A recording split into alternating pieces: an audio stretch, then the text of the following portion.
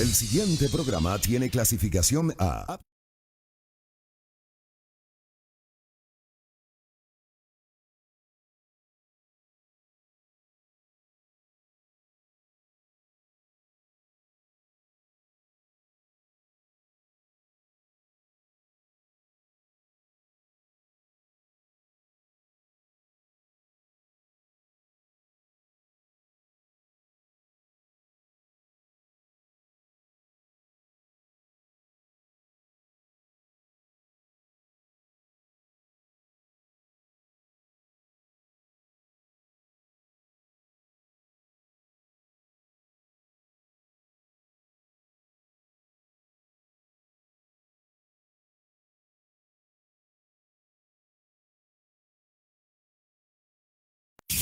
El siguiente programa tiene clasificación A, apta para todo público. Contenido, opinión y informativo. Las opiniones vertidas en este programa son de exclusiva responsabilidad de sus periodistas y entrevistados. Y la opinión fresca, diversa y plural. Al aire. Bienvenidos. El siguiente programa tiene clasificación A, apta para todo público. Contenido, opinión y informativo. Las opiniones vertidas en este programa son de exclusiva responsabilidad de sus periodistas y entrevistados. Y la opinión fresca, diversa y plural. Al aire. Bienvenidos.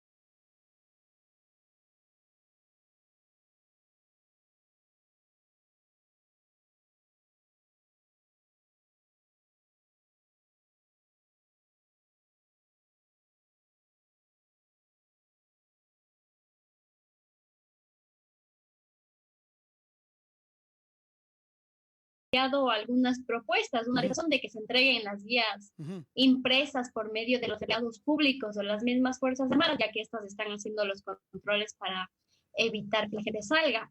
Para nosotros, sí ha sido el impacto incluso psicológico, no se ha tomado en cuenta por parte del ministerio y del gobierno, porque no se está, o sea, nos están calificando como si estuviéramos en clases presenciales, las actividades no son flexibles, las actividades no son recreativas, sino más bien son como si estuviéramos asistiendo a clases normalmente. También en el régimen Costa nosotros también nos hemos mencionado, ya que querían iniciar el año lectivo ya, sin embargo el gobierno se retrató de esta decisión, ya que los mismos antecedentes daban de que no se puede iniciar una educación así en línea, porque los estudiantes no acceden a aparatos tecnológicos y a internet una gran parte. El caso que quiero mencionar también es el que sacó el diario La Hora en un reportaje en donde decían que los niños de las comunidades tienen que caminar 6 horas para acceder a Internet. Esto nos demuestra que una vez más el ministerio ni el gobierno han sido capaces de garantizar una educación para todos y todas y nos trae límites como son estos terribles casos. Otro de los casos que también quiero mencionar es el de suicidio del niño de 10 años en Morona, Santiago, que la madre menciona que él estaba muy abrumado con las tareas digitales y que ella, a que no tenía un trabajo estable, no podía ayudarlo y se le dificultaba porque también no tenía conocimiento al día. A esto se le suma un número de problemas que se han venido dando, como son los problemas con los docentes, la falta de coordinación desde el Ministerio de Educación con los docentes debido a falta de capacitaciones, también nos hace caer en el exceso de tareas, que no existen las debidas capacitaciones que menciono tanto para estudiantes como para docentes. Scarlett, de eso seguiremos hablando durante el transcurso de la entrevista. Traslado la misma pregunta. Usted nos mencionaba al principio entonces que no se estuvo preparado como Ministerio de Educación y tampoco las familias estuvieron preparadas para recibir la educación en casa. Le pregunto a Mauricio Chiluiza, ¿los universitarios y las universidades están preparados para iniciar las actividades vía online? Bueno, agradecer por el espacio que nos brinda a la voz del movimiento estudiantil universitario. Efectivamente, la educación en línea es algo nuevo incluso para varias universidades. Hay que entender de que la educación virtual ya la ofertaban aquí en el país aproximadamente hace 2-3 años con el anuncio de universidades. Hay algunas universidades como la Universidad de Milagro que tiene alrededor de 10,000 estudiantes de manera virtual. Pero efectivamente la poca inversión por parte del Estado ecuatoriano, de las autoridades educativas a nivel nacional, la reducción del presupuesto consecutivamente de las universidades, ha hecho de que la Universidad Ecuatoriana no tenga esa capacidad de invertir en fortalecer su instalación, en su infraestructura tecnológica. Esto efectivamente afecta totalmente al desarrollo normal de la educación virtual en el Ecuador. Entonces, ninguna universidad en el país, ni las particulares, estaban preparadas para ofertar toda la demanda de estudiantes en las plataformas virtuales. Porque la educación virtual no es subir un video a YouTube, no es mandar trabajos a través del aula virtual, sino es un proceso de enseñanza y aprendizaje, incluso que entran muchas TICs, muchas tecnologías agregadas. Entonces, y efectivamente muchos docentes tampoco se encontraban preparados para enfrentar esta situación virtual. Y además la conectividad, ya lo dijo Scarlett, en el país es pésima. Hay sectores en los cuales no cuentan con acceso a Internet, incluso estudiantes universitarios que no tienen acceso a computadoras o planes de datos. Muchos de esos estudiantes van a las universidades, a las bibliotecas a utilizar el Internet, a utilizar las computadoras para poder enviar sus deberes. Entonces, la educación virtual no garantiza la igualdad de condiciones para todos los estudiantes en este momento de emergencia sanitaria. Sin embargo, el gobierno nacional, sin conocer la realidad que vive la educación superior, ha implementado modelos que no están acorde a la realidad que vivimos los estudiantes. Existen universidades que ya han tenido inconvenientes con sus matrículas, con su inicio de clases en plataformas virtuales, han hecho varios simulacros. Hay que reconocerle el esfuerzo que ha hecho la Universidad Ecuatoriana para poder dar educación a todos sus alumnos, pero efectivamente existen dificultades en estos momentos y eso demanda de que exista mayor inversión desde el Estado hacia fortalecer la educación y la infraestructura de telecomunicaciones en el país. Como dato, alrededor de la Universidad Central, que es la segunda universidad más grande del país en población de estudiantes, alrededor del 33% de estudiantes no cuenta con acceso a Internet ni materiales tecnológicos, y la Universidad de Guayaquil va casi por el 43% de estudiantes que no tienen acceso a Internet. Entonces, efectivamente, la educación virtual, si bien es cierto, es improvisada, también está fomentando la desigualdad social y a la elitización de la educación, en la cual solo los que tienen condiciones pueden acceder a un derecho fundamental, que es el acceso a la educación superior. En ese sentido, estimado Arturo, usted como rector de la Universidad Estatal de Bolívar, ¿estamos preparados? ¿Ustedes están listos ya para abrir? Mencionando que la semana anterior, mientras ustedes realizaban un plantón acá en Guaranda, se había dado a conocer que tal vez se iría a suspender el semestre. ¿Están preparados como Universidad de Bolívar ustedes para iniciar de esta manera virtual el semestre que se avecina?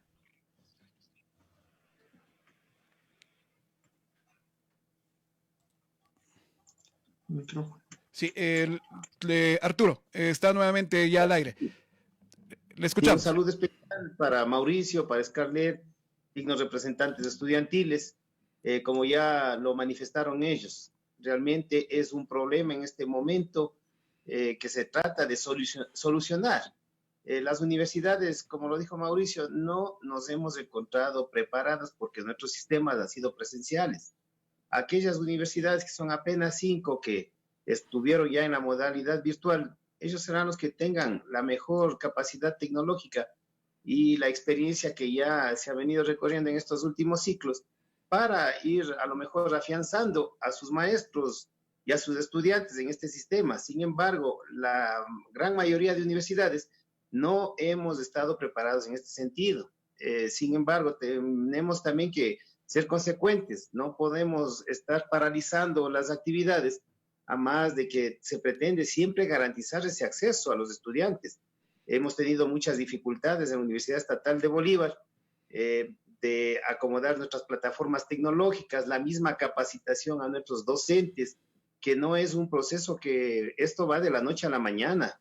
La educación virtual tiene otros componentes, otros aspectos metodológicos, otros aspectos que incluyen convertirse en un experto, y no como le decía Mauricio, ¿no? Y le doy la razón, no se trata aquí de subir videos, a lo mejor enganchar con YouTube o subir algún otro contenido, son métodos y técnicas que se tienen que tener muy esclarecidas tanto entre el profesor y el estudiante, y esto no nos va a llevar en esta situación a unos resultados que tanto nosotros estamos anhelando y que tantas veces vamos pronunciando la calidad de la educación.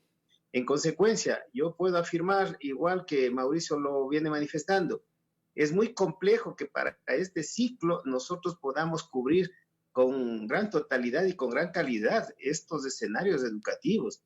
La mayoría de nuestros estudiantes, o un alto porcentaje de ellos, viven en sectores rurales, donde que la conectividad no llegue, es cierto, donde que los recursos tecnológicos tampoco se los tiene. Igual sucede para muchos profesores, porque ellos también tienen otras condiciones en el sentido de que sus hijos, muchos de ellos estudian y también están en esta teleeducación y no todos tienen igual un equipo para cada hijo. Entonces sí es complejo, Jonathan, esta situación. Nosotros como representantes universitarios hemos estado tratando de ver las mejores posibilidades que permitan facilitar ese acceso a las tecnologías.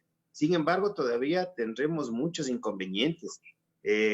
Estamos haciendo capacitaciones todavía constantes, hay que hacer una serie de elementos. Hoy tendremos que utilizar estas plataformas, subir contenidos, hacer evaluaciones, planificaciones semanales anticipadas, porque la educación virtual es una programación anticipada de todo, ¿no?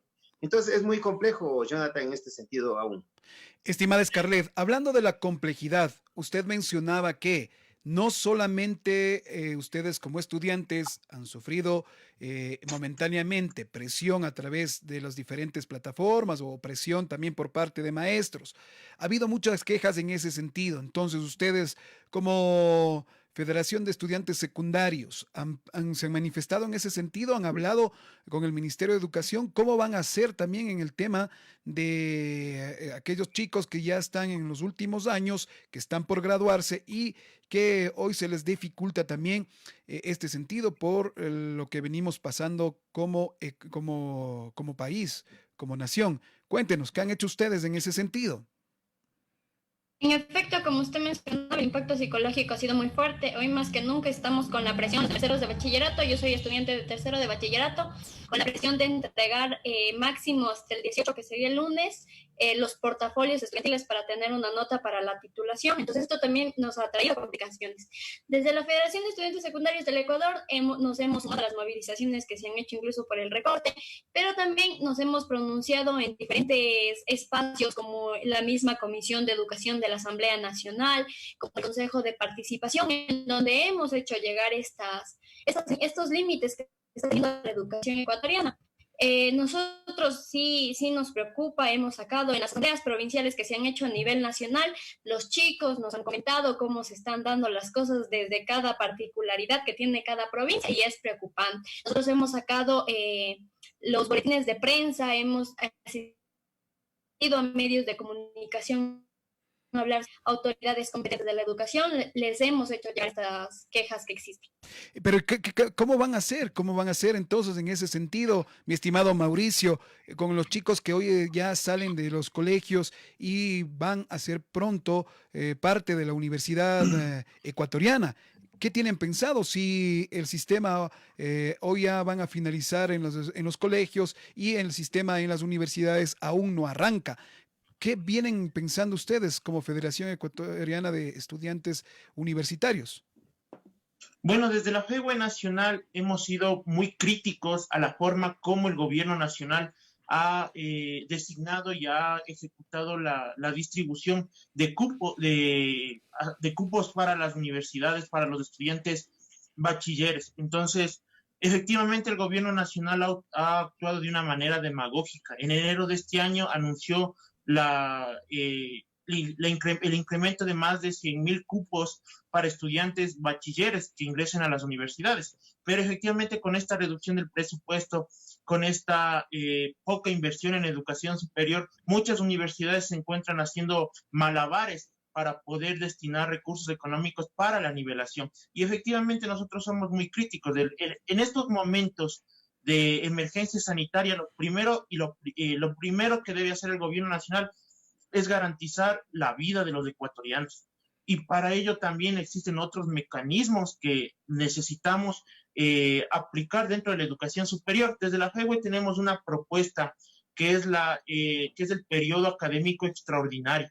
¿Qué es el periodo académico extraordinario? Es una propuesta que efectivamente plantea a las universidades que organicen su cronograma de inicio de actividades y semestre en base a la condición económica, social y de salud de sus estudiantes. Desde la FEUE Nacional estamos levantando una encuesta nacional sobre cuál es la situación de nuestros compañeros de estudiantes enfermos de COVID, porque existen compañeros, hay compañeros universitarios que han fallecido en estos momentos, familiares de compañeros que han fallecido.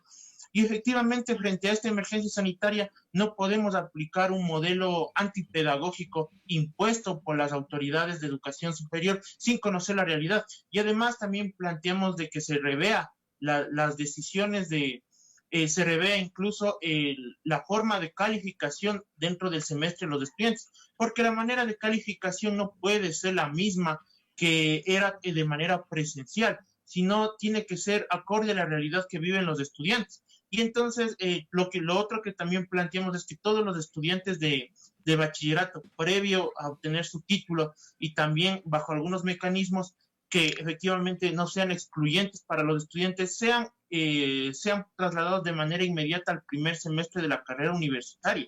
Consideramos que en estos momentos aplicar una nivelación con distintas falencias que existe es también elitizar la educación superior. Entonces, todos los jóvenes tenemos derecho a acceder a la educación en igualdad de condiciones, y para ello nosotros le hemos planteado a la CENESID de que pueda permitir que todos los bachilleres ingresen a las universidades, pero para ello necesitamos inversión adecuada dentro del sistema de educación superior. Si el gobierno nacional, y ha sido una práctica nefasta del gobierno, exigirles a las universidades que incrementen sus cupos, ofertas académicas, pero no ha entregado los presupuestos adecuados para las universidades. Entonces, lo que nosotros planteamos es que sí, se abran más cupos para estudiantes, pero también se entreguen mayores recursos económicos. Es necesario un presupuesto de calidad para una educación de calidad. ¿Crees tú, Mauricio, que sería oportuno en este instante eliminar la forma de cómo se extienden los cupos a los estudiantes? Nosotros consideramos de que el Sistema Nacional de Nivelación y Admisión ha sido retrógrada, ha sido elitista. No estamos en contra de una prueba, lo que estamos en contra es que esa prueba sea excluyente. Aunque muchos estudiantes esperen 1 o 2 años para poder ingresar a la universidad, hay casos como estos.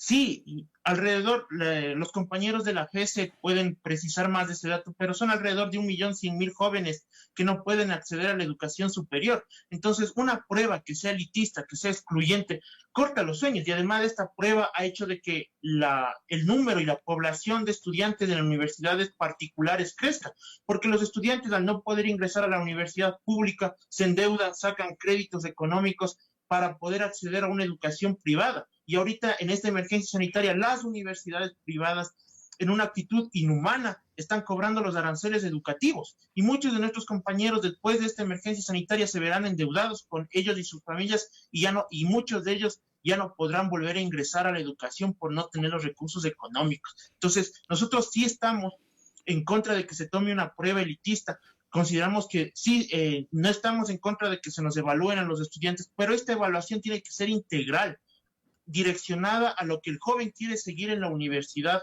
que fomente las destrezas y habilidades y que también permita evaluar cómo está el sistema de educación en el país. El problema es que nos evalúan a los docentes, les evalúan a las autoridades universitarias, nos evalúan a los estudiantes, pero nadie evalúa el sistema educativo. Y ahí está el problema, que las políticas que se implementan no vienen aterrizadas a la realidad concreta del momento y las necesidades concretas que vivimos los ecuatorianos.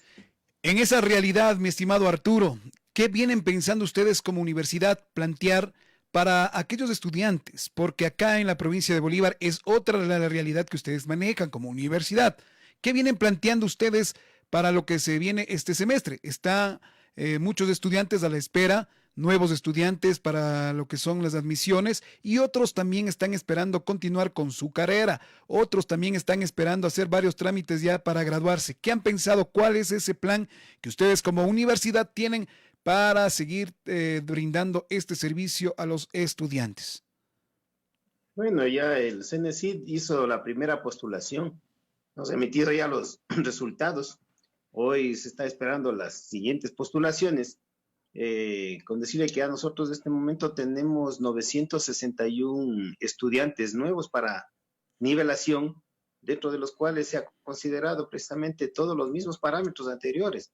Sin embargo, hoy la modalidad es la que va a cambiar, ¿no? Y en esta planificación tenemos que brindarles también una capacitación como inducción a nuestros estudiantes, al sistema mismo de maestros que son para este grupo preparatorio de nivelación, que es muy diferente al que nosotros tenemos dentro del mismo sistema desde primero al ciclo en adelante. Entonces es un poco complicado, sin embargo, las situaciones que las estamos mirando van siendo integrales, como dice Mauricio, y le doy mucha razón en ese sentido, porque nos pone también en unas situaciones de esquemas que la flexibilización tiene que ser muy importante en esta etapa, ¿no? Porque no es lo mismo, voy a repetir esto, no es lo mismo un sistema presencial, una evaluación presencial, que una evaluación bajo los mecanismos virtuales. Inclusive tienen otros parámetros, tienen otras formas de evaluar, que hay que estar muy bien preparado, capacitado para esto. Entonces tenemos que hacer un análisis muy concreto, muy analítico también en este sentido, pues las realidades de las universidades son distintas, son muy variadas. Hay algunas que sí tenemos los mismos problemas, pero hay otras que no tienen y que a lo mejor tienen otro campo más amplio de superación. Pero sí nos van limitando a nosotros las universidades pequeñas en este sentido por la falta de recursos mismos, esta falta de recursos que no permite tener una verdadera planificación organizada, sino más bien hemos estado en este momento improvisando algunas cuestiones, mirando de dónde obtener esos recursos, que a pesar de que la CENESID es quien prácticamente nos pone a nosotros, nuestros estudiantes de nivelación, los recursos son de la institución, entonces como que la autonomía también ahí se nos ha visto violentada. O sea, son muchos aspectos que hay que irlos analizando en conjunto, tenemos que ir configurando el sistema tanto de estudiantes, tanto de profesores, de autoridades, ir configurando para que tengan muy claro y muy consciente aquellos decisores de las políticas, ¿no? En este momento prácticamente estamos obedeciendo a un sistema impositivo donde que estas políticas educativas para las universidades se convierten en una camisa de fuerza. Y no es por justificar nada más, ¿no? Hoy nuestro reglamento de escalafón ha sufrido una modificación en cuanto al número de horas asignadas para el profesor. Y esto obliga a que un profesor hoy pueda tener inclusive hasta 5 asignaturas. La pregunta es, ¿qué calidad académica vamos a poder entregar con tanto número de asignaturas? Inclusive hoy ya se nos puso también una disposición que el mínimo sea de 40 estudiantes a costa de lo que estamos llamando la educación virtual. O sea, le ven de una manera muy sencilla, muy simplista en función del pretexto ahora del presupuesto, ¿no? Pero son problemas que todavía tenemos que seguirlo analizando. Creo que las mesas conjuntas que nosotros vamos trabajando entre los rectores, vamos mirando y visionando cómo realmente poder propiciar una cultura de educación virtual, pero de aquí en adelante. O sea, no podemos en este momento, a pretexto de la improvisación rápida y por no romper esquemas de perjuicio para nuestros estudiantes, aunque en este sentido lo estoy diciendo, no queremos perjudicar, pero van a salir perjudicados, como decía el compañero Mauricio, ¿no? Hay muchos estudiantes que van a quedar relegados inclusive del sistema porque no van a tener la conectividad necesaria, no van a tener toda la tecnología. Entonces, aquí hay que evaluar perfectamente todos esos sistemas. Nosotros estamos planificando y teniendo en concreto, estamos haciendo un plan de contingencia, un plan emergente, inclusive viendo un periodo académico extraordinario, porque en este ciclo, a pesar de que nuestra matrícula ya alcanza los 6.600 estudiantes, ¿no? Sin embargo, todavía tenemos relegados a algunos compañeros y esa es una muestra y un porcentaje de lo que estábamos hablando aquí. Hay un 33% también nosotros de estudiantes que no poseen tecnología, que no poseen los accesos y se nos vuelve ahí muy compleja la planificación. Entonces, ante esta situación de programar la nivelación para los futuros estudiantes, hoy apenas nosotros tuvimos los resultados de la CENESID y que eso también es un limitante porque estamos ahora a la espera de los segundos y terceros resultados para ver si se completan todos los cupos que se ofertan. Entonces tenemos de cierta manera una planificación que no está siendo tan acorde a la verdadera situación y a la verdadera necesidad de nuestros estudiantes. La pregunta también que aquí tenemos que hacer es de aquellos estudiantes que recién ingresan a nivelación, también tendrán sus limitaciones, ¿no? Y a esa es la inquietud que nosotros también tenemos que seguir visualizándole. Cómo cubrir las necesidades también de aquellos estudiantes que recién ingresan al nivelatorio.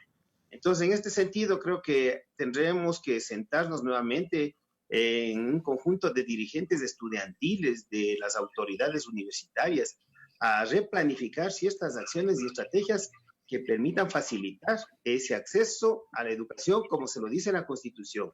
La Constitución garantiza el acceso a los estudiantes, pero con estas medidas que hoy estamos teniendo, prácticamente no se va a poder brindar ese acceso y garantizar esa libertad de acceso a la educación, Jonathan. Ahora, hemos hecho en estos primeros 30 minutos un análisis de este tema de conectividad y de estudio en casa.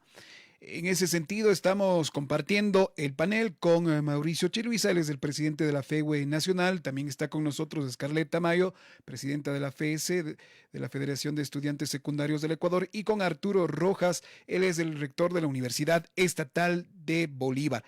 ¿Cree usted, mi estimada Scarlett, avanzando ya en esta noche, que los estudiantes de tercero de bachillerato están preparados para ingresar a las universidades si este ciclo académico, en especial en el régimen Sierra y Oriente no tuvieron todos los conocimientos de este nivel, ¿están preparados para llegar a las universidades?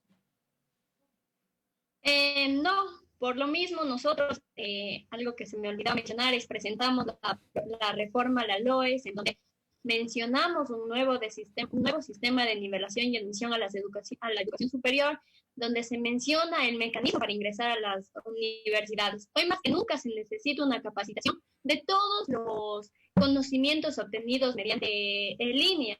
Por eso la reforma o la evaluación que nosotros proponemos como Federación de Estudiantes Secundarios del Ecuador es de que se tome un ciclo básico común que valga el 80% y el otro se tome una prueba que mida las virtudes y las dificultades que tiene el sistema de educación.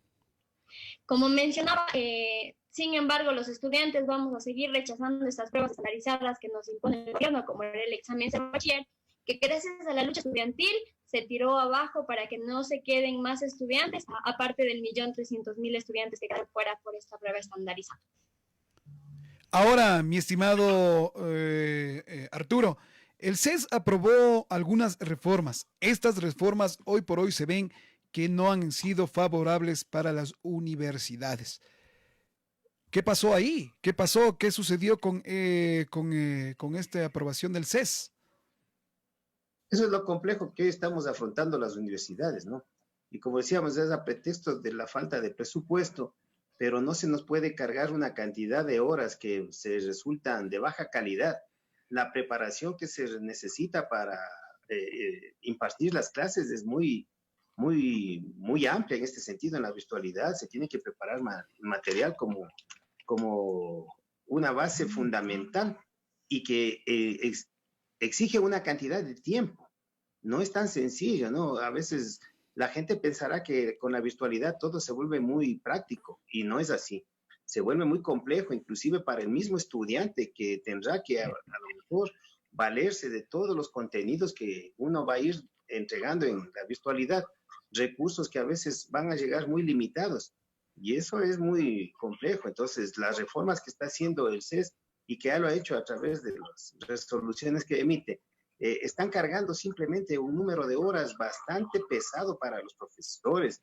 Eso limita la preparación, repito, en clases presenciales uno también prepara, planifica y lleva muchas horas. No se diga ahora que tenemos que estar en la virtualidad preparando material que muchos de los profesores no tienen todavía la destreza, porque en este corto tiempo que hemos tenido no se puede realmente pedir un trabajo totalmente bien garantizado, porque han sido corres y brincas nada más en este sentido, y se requiere mayor tiempo, mayor profundidad, pero sin embargo, en función de que la normativa del reglamento de régimen académico exige que se inicien los ciclos académicos, nosotros estamos dando cumplimiento a ello. Yo había manifestado inclusive de que habíamos hecho una reforma al inicio de clases de nosotros porque vimos las dificultades que se nos estuvieron presentando. Y una de ellas fue precisamente la capacitación de nuestros profesores, porque tenemos un gran porcentaje de profesores que no estuvieron adaptados a las tecnologías de la información. Y capacitar a ellos ha llevado mucho tiempo. Entonces programamos para el 25 de mayo. Hoy, de acuerdo a cómo está visualizándose igual la situación del país, todavía no contamos con los recursos necesarios y adecuados para poder lograr siquiera una contratación. Por lo tanto, en este mismo sentido, nosotros estamos viendo la probabilidad de postergar el inicio académico con la finalidad de garantizar primeramente que existan la totalidad de profesores contratados. Segundo, que exista una mejor capacitación para que nuestros docentes también puedan entregar su producto a los estudiantes de mejor manera y lograr que el aprendizaje, que es ese instrumento mediador entre el estudiante y el profesor, sea captado de la mejor manera. Dificultades van a existir, Jonathan, eso sin lugar a dudas. Este va a ser un primer experimento de virtualidad que vamos a tener todas las universidades y de esto tendremos que seguir sacando lecciones. Pero bueno, de todas formas, no podemos tampoco decir que no vamos a iniciar un ciclo académico porque eso también perjudica a los miles de estudiantes de nuestro país. Entonces, tenemos que ir en conjunto buscando alternativas y soluciones que a lo mejor van siendo las que mejormente podamos visualizarlas, ¿no? No serán todavía las óptimas, pero tendremos que seguir trabajando en eso, John. Estimado Mauricio, en ese sentido, el señor rector dice presupuesto. Por el momento está suspendido el recorte presupuestario, momentáneamente, pero puede el gobierno retomar esta propuesta. Ustedes, como FEWE, como estudiantes, ¿qué están haciendo en ese sentido? Porque está momentáneamente suspendido esta propuesta por parte del gobierno. Bueno, fruto de la movilización de universidades, autoridades, docentes, trabajadores y estudiantes, se logró que la Corte Constitucional emita una acción de protección para el presupuesto de las universidades. Si bien es cierto, todavía no está definido eso por la Corte Constitucional, nosotros esperamos que el Pleno de la Corte Constitucional se pronuncie en favor de la educación superior y en favor de la comunidad universitaria, porque esta reducción del presupuesto sí es ilegal, sí es anticonstitucional, porque violenta el artículo 165, literal 2, y también violenta el artículo 355 y 357, que son efectivamente garantías de financiamiento para la educación superior. Y el más grave, que es obviamente el 165, establece en su literal 2 que el Estado ecuatoriano durante un estado de excepción no podrá disponer de los recursos de ni educación ni de salud durante una emergencia sanitaria o un estado de excepción. Entonces, están violentando la Constitución y además es penoso y demasiado y provoca indignación a la comunidad universitaria que las máximas autoridades, tanto el Ministerio de Finanzas como de la CENESID, no conozcan cómo funciona la asignación del presupuesto para las universidades, porque la Universidad Ecuatoriana no vive al día. No es que lo que recogimos recién del IVA, de la venta del petróleo y de lo del SRI en el mes de abril le corresponde a la universidad en mayo, no. Eso efectivamente, para que no sucedan esas cosas, existe el FOPEDEUPO, que es el Fondo Especial de aportaciones para las universidades y escuelas politécnicas. Entonces, todos los rubros del año 2019 están en ese fondo. Eso ya estaba presupuestado en el año 2000 para el presupuesto general del Estado 2020. Entonces, efectivamente, las autoridades de educación superior no conocen cómo se financia la Universidad Ecuatoriana y están viendo a la universidad no como una institución de desarrollo, de avance y una institución que genera ciencia e investigación, sino lo están viendo como una institución, como una empresa privada. Es algo absurdo que se venga aquí en estos momentos a cuestionar cuánto ganan los docentes y los decanos, cuando el principal problema no es ese. Muchos de nuestros docentes y decanos son preparados con maestrías, con PhDs, que ayudan al desarrollo de la universidad. Y efectivamente nosotros no hemos descartado, no hemos bajado nuestros ánimos de lucha. El día lunes está preparado conjuntamente con docentes, trabajadores y empleados de las universidades y estudiantes secundarios y docentes del sistema de educación primaria y secundaria, una jornada nuevamente nacional en defensa de la educación pública. ¿Qué pasaría en ese sentido, mi estimado Mauricio, si hoy el gobierno ya con la ley aprobada el día de ayer, la ley 669, ahí hoy también ya el gobierno emitió algunos comunicados que está prohibido el tema de reunirse en sitios públicos? ¿Cómo lo harían? Se amplió el estado de excepción hasta el 30 de junio, pero efectivamente necesitamos nosotros, compañeros, en estos momentos defender los derechos del pueblo ecuatoriano y defender la educación pública en el país. Considero de que la indignación frente a tanto atropello por parte del gobierno nacional sobrepasó el confinamiento. Entonces, todos los días se encuentran trabajadores realizando plantones porque han sido despedidos y ahora con la ley de apoyo humanitario se violenta totalmente los derechos sindicales como la estabilidad laboral y se implementa la flexibilización laboral y también existen plantones de docentes, de trabajadores, de estudiantes, que efectivamente estamos cansados de la actitud neoliberal y de imposición del Fondo Monetario Internacional en las políticas del país. Entonces, esta jornada es una jornada pacífica, lo recalco, esta es una jornada que hemos convocado los distintos gremios que realizamos acción dentro del sistema de educación pública del país y consideramos de que esta acción es importante porque nos va a permitir defender la educación pública pública. Entonces nosotros vamos a continuar con estas acciones y nos hemos sumado como FEWE al llamado del Frente Unitario de Trabajadores, Frente Popular y la CONAIE a realizar una jornada también en defensa del trabajo digno, porque con esta aprobación de la Ley de Apoyo Humanitario y de Finanzas, del ordenamiento de las finanzas públicas, se está efectivamente metiendo la mano a los bolsillos. En la Ley de Ordenamiento de las Finanzas Públicas se pretende quitar a los afiliados el Instituto Ecuatoriano de Seguridad Social y los distintos seguros sociales que tiene la policía, tiene el ISFA, y que lo administren terceros o privados. Entonces, efectivamente, se busca, por medio de estas leyes, atentar contra los derechos de los ecuatorianos. Los estudiantes secundarios, mi estimada Scarlett, también se unirán a este plantón el día lunes. ¿Y cuál sería la propuesta por parte de ustedes como estudiantes? Scarlett. Por supuesto, los estudiantes nos sumamos junto a estudiantes universitarios docentes a las jornadas de nivel nacional porque rechazamos el recorte del presupuesto para las universidades, que son los 98 millones, pero también por los 300 millones que se está pretendiendo recortar a la educación en general, ya que esto afectaría a un gran número de niños, niñas y jóvenes que forman parte de los programas SAFI, de los programas de alfabetización, y también la eliminación de los 67 bachilleratos internacionales que se realizaron en la costa. Aún también nosotros nos vamos a movilizar porque ni siquiera se cumplía con el presupuesto que está destinado desde la Constitución para la educación, que es el 6%, y aún así se está pretendiendo recortar.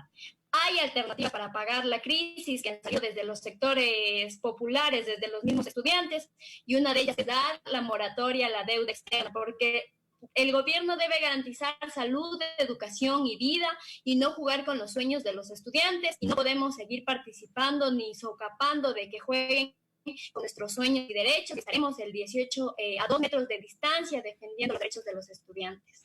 También se pide aquí que, por favor, se haga el pago a los maestros que vienen trabajando también con los estudiantes secundarios y que hasta el momento no se les han cancelado. Claro, por supuesto, es algo que a mí nosotros hemos exigido, que se dé una estabilidad laboral a nuestros docentes. Como mencionaba, el impacto psicológico tampoco ha sido tomado en cuenta con docentes y estudiantes que han tenido pérdidas familiares y también pérdidas económicas y que han traído una serie de dificultades. La misma exigencia de dar planificaciones desde el ministerio, los estudiantes entregar tareas, es algo que la ministra por un lado dice que los docentes deben ser comprensivos, pero no les paga su salario. Por otro lado, les exige planificaciones y todo no es como lo pinta en ruedas de prensa. Estimado Mauricio, hoy queremos preguntarte también, la Universidad Central, a través de su programa de vinculación a la sociedad, preparaba a los estudiantes de los terceros años de bachillerato y personas que no habían aprobado el ser bachiller con cursos gratuitos. ¿Estos cursos están activados? ¿Cómo está este tema? Nos hacen una pregunta acá en las redes sociales. Bueno, efectivamente no solamente la Universidad Central, sino varias universidades han implementado cursos gratuitos para nivelar a los estudiantes para el acceso a la universidad y rendir las pruebas, ser bachiller antes, ahora ya eliminadas. Pero efectivamente esas pruebas están detenidas, esos proyectos están detenidos porque por la emergencia sanitaria, y además también para darlo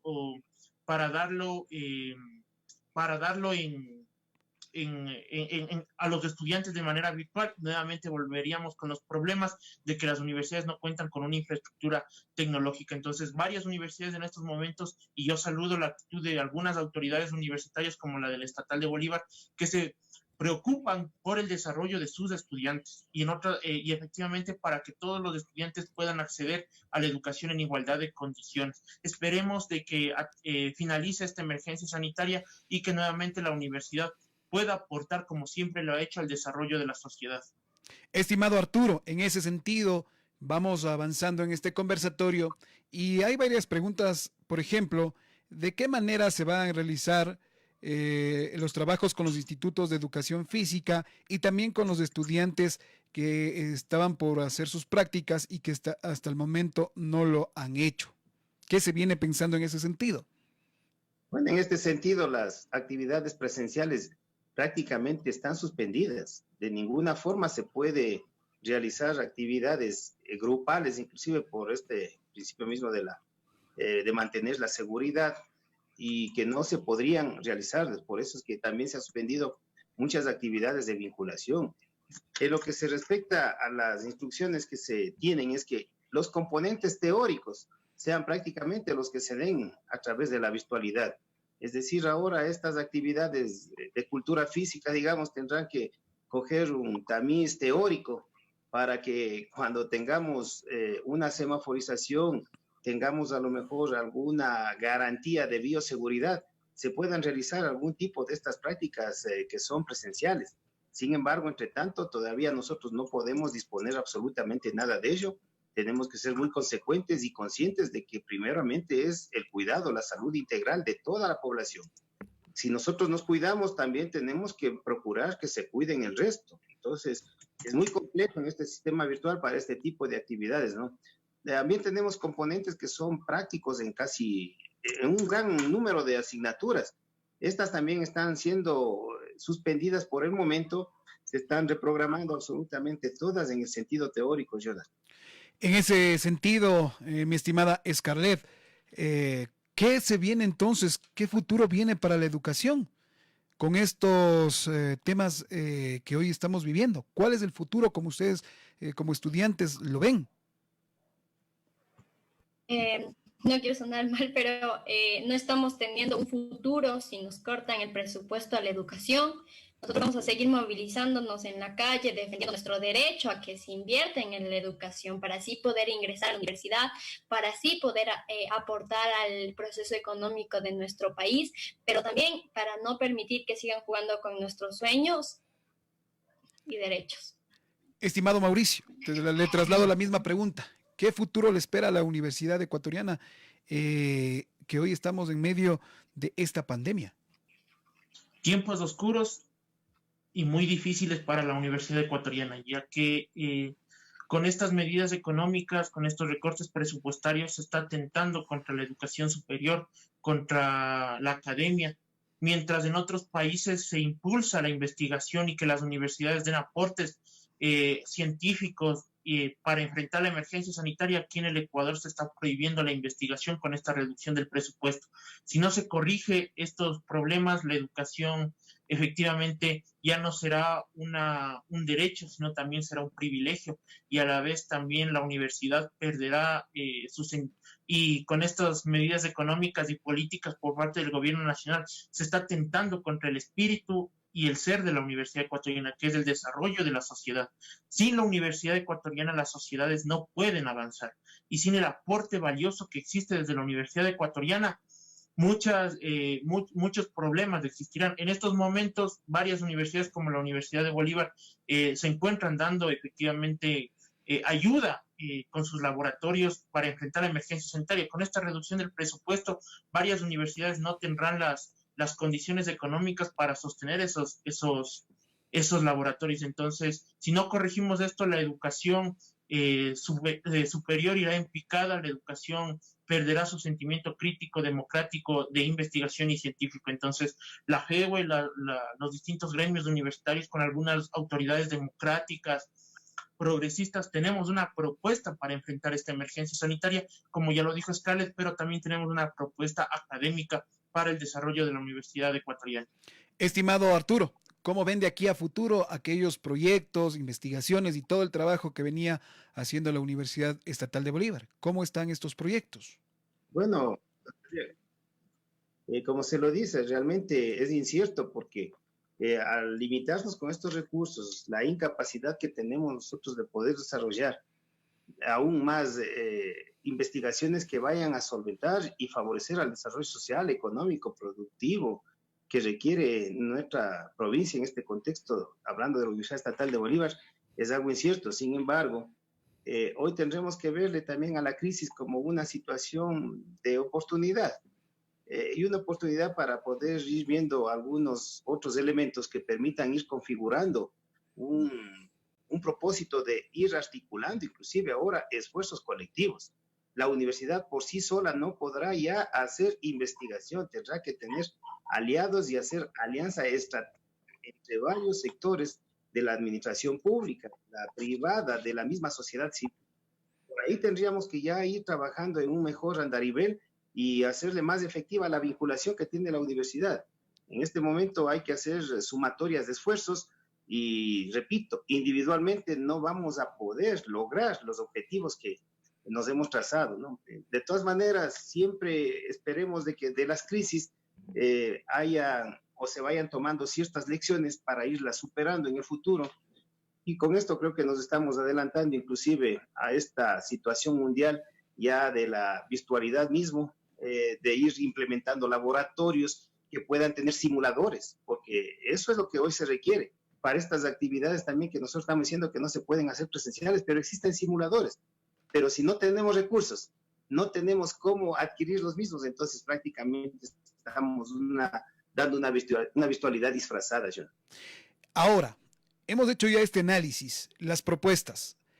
Mauricio, Scarlett, Arturo, ¿cuáles son las propuestas? El gobierno dice que estamos pasando por un momento de crisis, que el dinero falta acá en el país. ¿Cuál sería la propuesta por parte de ustedes como FEWE, como FESE y como universidad para que el gobierno tenga este presupuesto? ¿Cuál sería esa propuesta? ¿De dónde sacar el dinero? ¿De dónde sacar la plata? Empecemos con Mauricio. Sí, ya lo decía algo, Scarlett, consideramos de que es importante ahorita declarar la moratoria de la deuda externa. Solo declarando la moratoria de la deuda externa existirían alrededor de más de 12,000 millones de dólares. Lo otro que planteamos es que se establezca un impuesto a las empresas que han facturado más de $1 millón y que se cobre a las empresas evasoras de impuestos, a las 500 empresas más grandes del país evasoras de impuestos alrededor de $1.500 millones. Solo con eso ya tendríamos recursos económicos para solventar la emergencia sanitaria, dotar de medicina y comida para el pueblo y también fomentar la investigación y fortalecer el sistema de educación pública y de salud. Estimada Scarlett, ¿cree que son viables estas propuestas hechas por parte de ustedes para poder tener recursos para las universidades y los colegios? Por supuesto, sin embargo, cobrar, como decía Mauricio, a las empresas morosas que han evadido los impuestos aportaría un gran número de dinero para enfrentar esta crisis sanitaria. Pero también el gobierno debe priorizar la vida de los ecuatorianos, esto es dando la moratoria a la deuda externa para comprar medicina e invertir en educación para los ecuatorianos y ecuatorianas. Estimado Arturo, ¿cuál es la propuesta de la Universidad del Centro del país, de la Universidad de Bolívar, para que el gobierno los sea escuchado? Porque por acá nos dicen también que los recursos no llegan y están todavía impagos varios profesores de la Universidad Estatal de Bolívar. ¿Cuál es la propuesta por parte de ustedes para que se genere también este tema del dinero, para que las universidades tengan recursos? Bueno, la propuesta no solamente del sector universitario, sino de toda la colectividad y del pueblo creo que ya está manifestada, ¿no? La moratoria del pago de la deuda externa, es cierto, fue un error bastante grande haber hecho un desembolso importante de recursos, que eso es lo que no ha permitido inyectar los mismos recursos hacia los sistemas productivos. Una de esas cuestiones tendría que también verse en el financiamiento que se tiene que entregar, la reducción de las tasas de interés para que haya masificación, que haya una generación de empleo en este sentido. Igual, el cobro de los impuestos, de tanta evasión que ha habido, mire, y la corrupción, eliminar total y completamente, recuperar esos dineros. Ahí es cuando la ley ha fallado, nuestros asambleístas han fallado, porque cuando tuvieron que dar ese pronunciamiento para incautar aquellos recursos, productos de la corrupción, no lo hicieron. Entonces sí hay algunas cuestiones que nosotros tenemos que analizarles y creo que se focalizan precisamente en estos tres elementos: moratoria al pago de la deuda, mejor inversión en otorgamiento de créditos blandos con intereses blandos al sector productivo, que esto va a dar generación de empleo y reactivar la economía directamente, y cobrar exclusivamente los impuestos, porque tenemos una cantidad de deuda que no ha sido cobrada y que siguen en mora aquellos contribuyentes que después, a so pretexto de las crisis, están pidiendo remisión, que eso también salió, y eso el pueblo ecuatoriano no debe olvidar. Se creó una ley de remisión, es decir, de perdón de los intereses, compañeros. Entonces no se puede haber permitido eso. Entonces tiene que haber un poco de ley más drástica que permita generar los recursos para el Estado. Por ahí tiene que ir siendo la propuesta consensuada de todos los sectores, John. Estas propuestas hechas por ustedes, ¿qué pasaría, Mauricio, si no se escuchan y el gobierno sigue insistiendo en los diferentes hechos y propuestas que tiene? ¿Qué pasaría? ¿Cuál sería futuro por parte de ustedes como FEWE? ¿Qué pasaría si no son escuchados?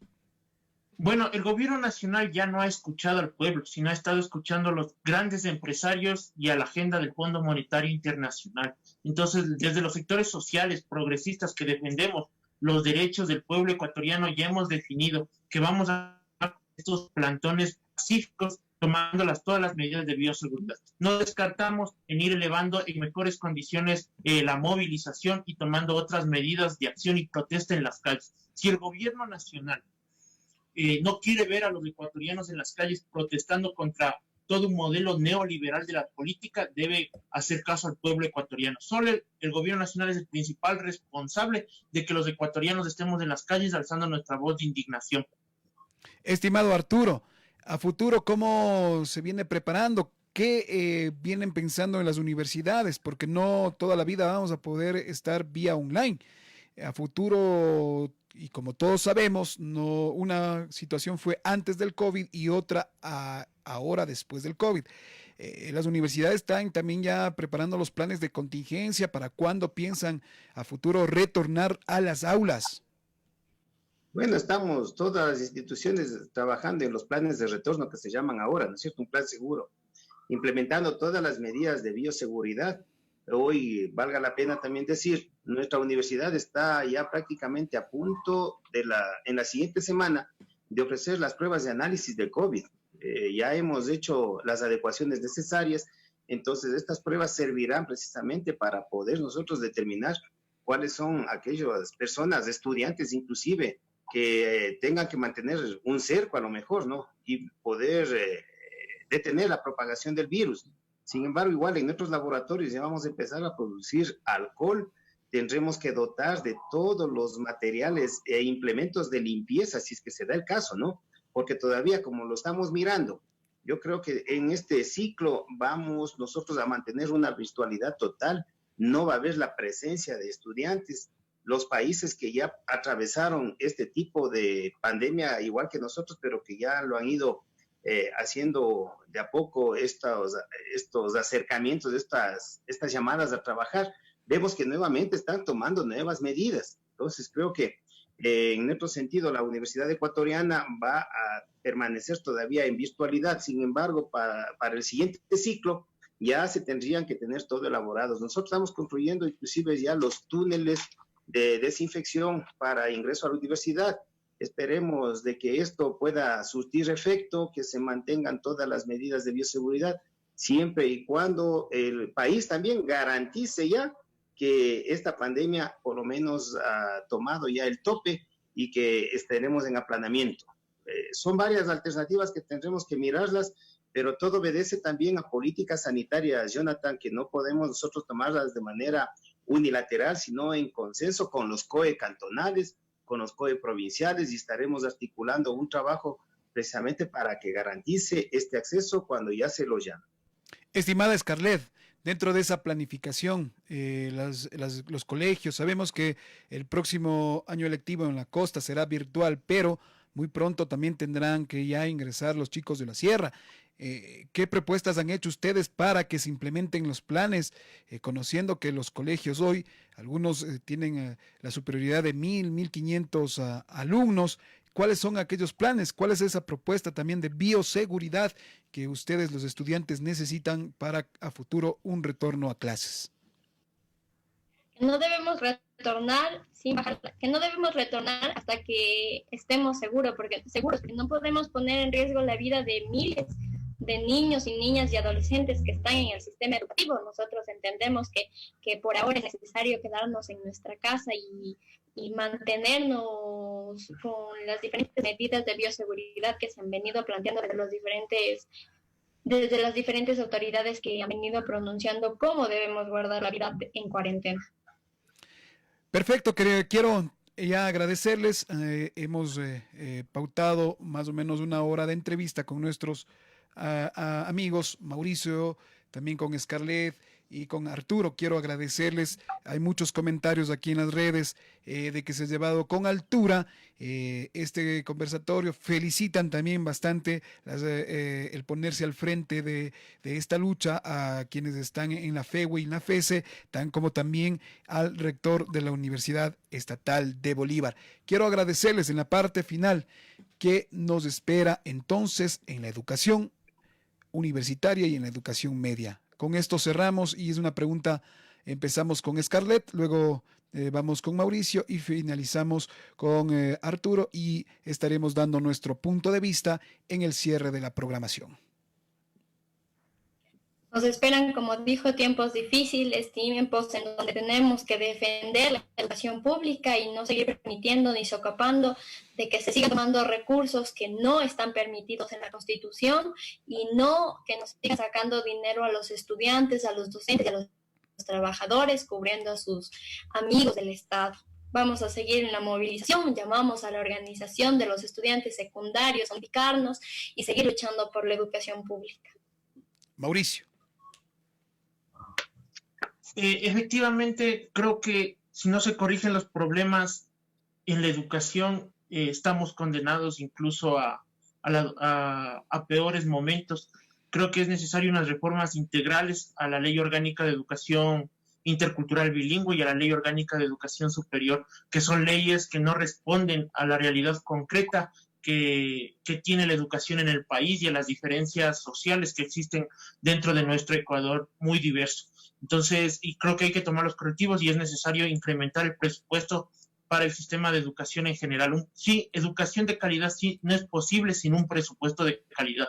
De igual manera, agradecer por el espacio que nos están brindando e invitar a todas las personas que deseen sumarse a esta lucha en defensa de los derechos, en defensa de la educación pública, a sumarse este 18 de mayo a las jornadas en defensa de la educación pública y exigiendo la renuncia de Richard Martínez. Si no pueden acceder a los lugares de concentración, pueden subir sus imágenes a redes sociales con sus carteles, al Facebook, con el hashtag no al recorte, hashtag fuera Martínez. Esto nos ayudará a hacer mayor presión y a evidenciar el descontento que existe en la población frente a las medidas económicas del gobierno y las políticas que está adoptando en educación. Muchas gracias. Arturo. Sí, nos espera todavía seguir en pie de lucha. Alentar a no desmayar esfuerzos por la defensa de los derechos consagrados en la Constitución, este derecho a la educación. Sabemos que la educación es el desarrollo de los pueblos y requiere inversión. Entonces el Estado no puede ser cómplice de algunos grupos, a lo mejor, que no quieren que la educación se convierta en este motor de desarrollo. Así es que los universitarios del sistema educativo siempre vamos a estar pendientes, siempre vamos a estar haciendo nuestro frente de batalla por defender precisamente lo que hoy estamos reclamando. Recursos para educación, recursos que se van a invertir precisamente en lograr ese desarrollo social, económico y productivo que requiere el Ecuador. Con eso nosotros estaremos siempre pendientes, alzando nuestra protesta, motivando a nuestros profesores, a nuestros estudiantes, a la ciudadanía, que la educación no puede pararse, que la educación es la única situación estratégica o es la única área estratégica que realmente adquiere conocimiento, genera investigación, genera tecnología, genera empleabilidad, solamente con ello. Entonces, adelante vamos en este pie de lucha, Jonah. Estimados panelistas, quiero agradecerles y claro, decir que la educación no se politice más, que la educación ha estado en debacle y hoy nos hace ver cómo la educación ha estado con sus falencias. No estuvimos preparados, la educación no estuvo preparada para la virtualidad, pero hoy más que nunca necesitamos la unión tanto de estudiantes, profesores, también padres de familia para sacar adelante a la educación y que se mejoren los pensum a cada uno de los estudiantes, que la educación es la única forma para que salgan adelante los países y las naciones. Usted tiene el punto de vista también suyo y hoy queremos agradecerles por haberlo manifestado en este programa. Será hasta la próxima vez. Muchísimas gracias. El próximo sábado estaremos haciendo más análisis de lo que va sucediendo en nuestro país, en nuestra provincia, a través de esta programación. Muchísimas gracias.